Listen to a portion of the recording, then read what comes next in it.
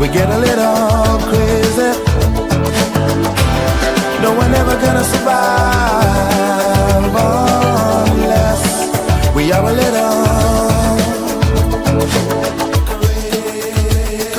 We are a little crazy, people. If you're working in technology, in this day and age, that is definitely some very troubling and very challenging times. So good morning, everyone. Thanks for making on this week's podcast of Titans of Technology, hosted by John Gormley, marketing coordinator for Coeus Consulting based in Phoenix, Arizona. Thank you for making time today. So everyone's probably scratching their head today and going, why is a tech guy, cyber guy, marketing guy talking about technology debt? Shouldn't that be kind of like a CFO conversation? Well, the answer is absolutely yes. But tech debt is actually a problem that faces everybody in the organization. So part of today's conversation is really to get a better understanding of what does technology debt really mean, right? And most important of all, what is the most challenging and the most collateral damage caused to organizations as a result of technology debt? And I will surprise you when you find out what is the biggest challenge or the biggest collateral damage, ability or issue. So technology debt, let's start first with why does it exist, right? So for those of us that kind of went through COVIDism in the IT community, we remember vividly when virtually overnight everybody had to work remote, or everybody had to sort of shelter in place, so they had to work out of their houses and they had to homeschool their kids and all these really challenging and very, very controversial things that probably didn't need to happen but did. And organizations immediately had to say, okay, we now need to triple our capacity of remote access, secure remote access. And we need to make sure that we have the ability that if people are going to be working extended period of time remotely, 1 year, 2 year, 3 year, and so on, that the investment that we're putting in place will actually be able to be considered an asset. Okay, that's not how technology works, but it sounds good on paper, right? But the reality, though, is that many organizations had to go into debt in order to completely ramp up from a few hundred people to a few thousand people working remotely. And then they had, on top of that, they had to make sure that multi-factor authentication worked. They had to make sure that private VLANing worked.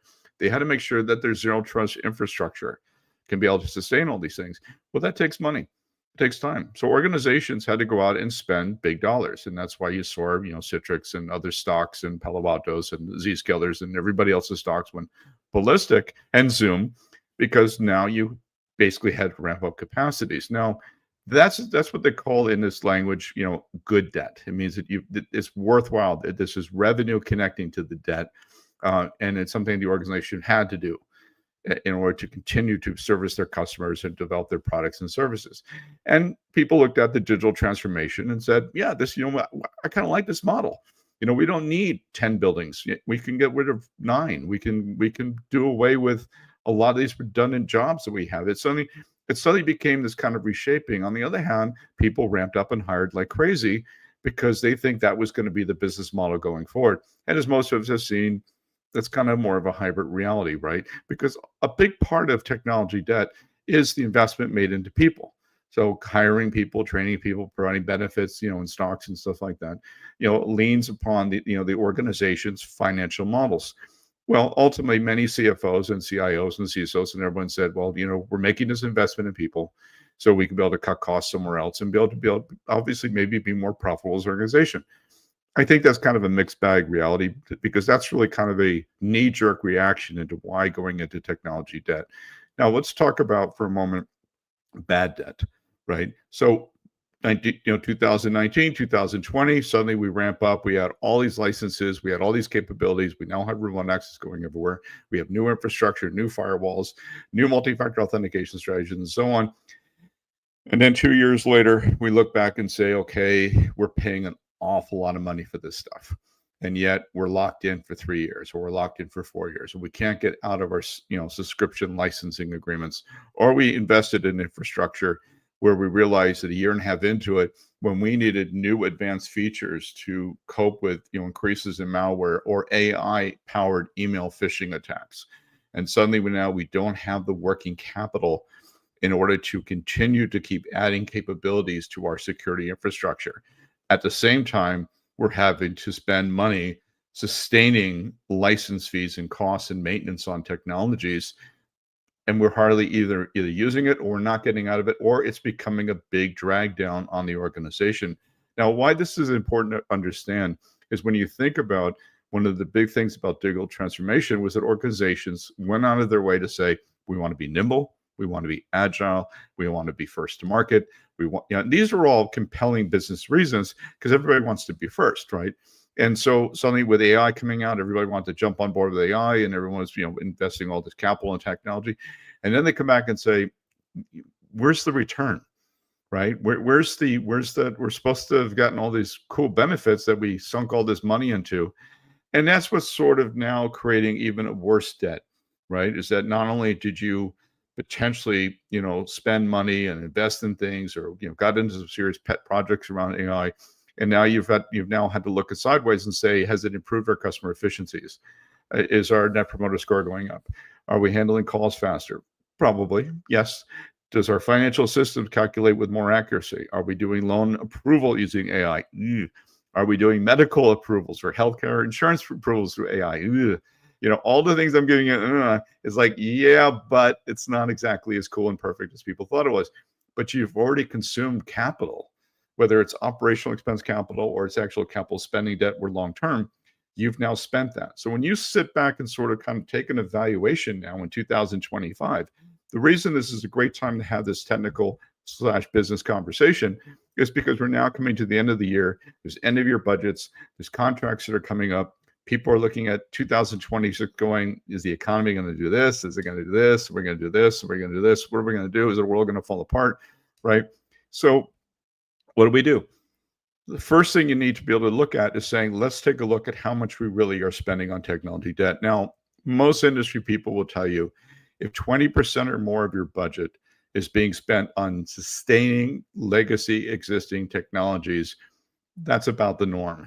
When you start hearing organizations that are spending 60, 65, 70% of their budgets on sustaining legacy stuff that is not helping them transform their business, driving down their costs, or be able to leverage net new capabilities like AI and other things as well, that's a really serious problem. So that's why when you're having this conversation, one of the things that you have to look at is people need to build what was called a business IT risk report, where they go through and evaluate all the various technologies and capabilities and tools and functionalities and determine what is the shelf life or what is the functional life of these technologies today. Is this something that's going to get us by for the next 2 years? Is it going to allow us to innovate? Can we add new technologies? Can we leverage next generation capabilities without disrupting our user or our customer community? Perfect storm, I got it. But the moral of the story, though, is by not taking the time and doing that, many times you'll find that you have redundant technologies. You have stuff left over from COVID that you probably should have turned off. You may find out that you have a 5-year SaaS agreement that does not have an out clause, does not have an upgrade cost. You end up realizing that your renewal costs are 2 to 3 times percentages higher than what you paid when you originally did your licensing. And these are things that really end up getting that from being 20% to 60 to 70%, right? But one thing to keep in mind, though, as we're talking about this, everything we're talking about right now is technology, it's products, it's software, it's SaaS, it's cloud, it's everything else in between. And the most important thing to pick up from tech debt is the biggest casualty in this, to be really truthful and honest, is people, right? Your A players, your top engineers, your top software developers, your experts in data science, the people that work the SOC and NOC and are NDR experts, the people that understand endpoint security, people that are XDR engineers that understand how XDR really is supposed to work. That becomes your biggest casualty, because if you don't have the money to pay them the dollars that they demand, and most importantly, you have to understand, many of us have been in IT almost 30 years. Many of us are artists. We want to create, we want to build, we want to innovate, we want to be able to build the next big thing. I'm a little bit older than probably most people on the podcast today, but I will tell you, I remember the very first .com. I remember the very first firewall. I remember the very first firewall running on a Windows NT server, loading checkpoint software on it. Yeah, don't go there. But it was definitely a few years ago. But the moral of the story, though, was it was an exciting time because many of us did not go to college, until later in life. We picked up a book one weekend and we read it, and now we knew what Microsoft Exchange was. And then we knew what Outlook was. And then we knew what PST files were. And then a week later, we read about this thing called the Livingston Firewall. And then a week later, we read about this and that. And then suddenly this guy named Peter Norton came out with his AV thing, right? Exciting times, right?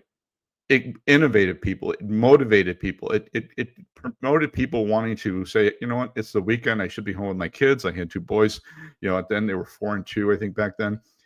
And I should have been home with them. And said, no, I got to go to the data center. We're building this massive data center in San Diego. It's going to be incredible. 5 data centers merging into one, and it's going to be a big project, And you consume yourself because you feel compelled. You feel motivated. Oh, I love what we're doing here. When you eat up all your technology debt and you cannot spend money on exciting new functional capabilities that are just, going to lights out, every engineer in the world's going to want to work for you type of mentality, that becomes the biggest casualty in this. So while you're figuring out the financial side, you're figuring out redundancy of tools, you're figuring out that you have a horrible SaaS agreement by some previously known technology sales professional that made sure that he retired his quota by giving you an unlimited deal for 3 years for X amount of millions of dollars so he can move and retire into the Bahamas, which, by the way, I did not. But the moral here is that when we don't stop and take a look at, if we do not have the innovation, the money to be competitive, the money to say, boy, we really want to revolutionize what we're doing, most of the talent that you have sitting in your domain is looking elsewhere.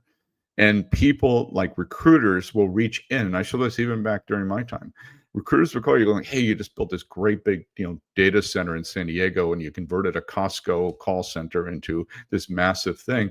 Because there's this other company out in Poway right now that they want you to do the exact same thing, right? So people know what people are doing.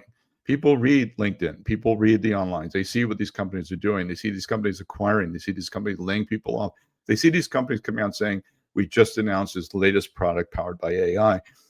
Recruiters are constantly circling, the Shark Tank, looking for talent. And so they'll call into competitors. They'll call in and say, hey, are you happy? Are you spending 80% of your time putting out fires? Are you spending your weekends rebooting a system that should have been replaced 2 years ago, right? That becomes the ultimate corporate IT, financial, compliance, HR challenge, right? So as organizations are looking in now into November and getting into December, as I mentioned earlier, this is a great time to do that technology IT risk report assessment and looking at everything to say, okay, going into 26, do we have the talent to be able to innovate? Do we have the talent to maintain these systems? If we're going to spend $3 million on this compliance-oriented system, do we have the talent that can come in and be able to manage it correctly so we can get the most out of it? We get the most bang for the buck for that. Are we coming up with new projects that are going to stimulate the employee base? So yes, we are going to do that. We are going to interlink it to Oracle Cloud. Okay, we are going to change the way that we're doing authentication. We are going to change the way multi-cloud works, how we're going to replicate our data, how we're going to leverage AI and build our own LLM. If those words are being radiated to the workforce within your organization, they're going to stay. And they're going to give you those weekends. They're going to give you the late nights. They're going to give you, coming in on your wife's birthday in order to make things happen. And ultimately what that does for you is that now you have the ability to increase revenue and increase profitability, which helps lower long-term technology debt that you may have on the books. And I think that's what people really are missing in this conversation is they're just all looking at it as saying, oh, it's an IT problem, let IT fix it. Or that's go talk to corporate, go talk to accounting, or go talk to finance, go try to get the CFO into a conversation. That silo approach does not do anything to solve technology debt. Technology debt is solved by looking at it horizontally across the entire organization, saying, we need to keep our people here. We have to be competitive. We have to stop making these financial/technical decisions by saying, you know what, we still have 2 more years left on that firewall. If it ain't cutting it, get rid of it, right? Find a way to get it off the books, right? And I know sometimes financial people freak out when they hear that, but ultimately it comes down to those technical decisions are there to drive revenue for the business. They're there. Like if you have a technology, so let's take a kind of a sidebar for a moment. If you're in the defense industry, and you're still having to maintain a 22-year project that is still in the books with the federal government, okay, because you can't change it, you can't alter the specifications, you can't modify the production, you simply have to just keep the product alive. it's probably running an operating system that's 20 years old. It's probably running a database that probably doesn't even exist in the public realm. But ultimately, because it's tied to either national security or it's tied to revenue for the organization, they're less likely to have sort of I don't want to say the backbone, but sort of the risk built into it to say, hey, we're going to go through and try to replace something that works. That's something that happens every day. Now, if you're not in the defense and you're in healthcare or you're in finance and you're going into fintech and all this other stuff happening, yes, there's probably some risk adverse thinking that's going on here, but sometimes it's those technical decisions made to make those business innovations happen that end up causing more of a long-term damage to the organization, particularly if you attempt to try to do it without having the right talent. So as you're doing your evaluations and looking at your 2025-26 budget cycles, the most important thing is take an assessment of your talent and look at your engineers and look at your sales, even your salespeople, your engineers, salespeople, your people that face the customers, your customer success people, all the way down to the product development people, and say, okay, this is my asset. This is the backbone of the company right here. And do we have the talent and people in order for us to help make right decisions in order to keep our technology debt low while we're increasing profitability? And I think that ultimately is that's the gut check everybody I think needs to have as well. So I hope you enjoyed this morning's conversation on technology debt. My name is John Grumley. I am the marketing coordinator for Coeus Consulting based in Phoenix, Arizona. Thank you again for making time for joining on this podcast today. I'll also be putting this out on LinkedIn and on YouTube as well. And I look forward to having you on next week on future podcasts as well. Take care and have a wonderful weekend as well. Take care.